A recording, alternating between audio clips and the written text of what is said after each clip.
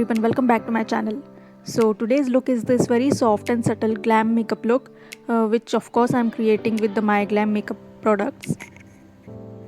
For the eye makeup, I'm gonna be using the POPxo makeup collection Scott Gold's 12 eyeshadow kit. I love this palette very much because it has quite everyday neutrals, cool browns, dazzling shimmers and flaming sunset hues. The texture of the shadows in this palette is very creamy and I love how pigmented they are. It blends very easily on the eyes.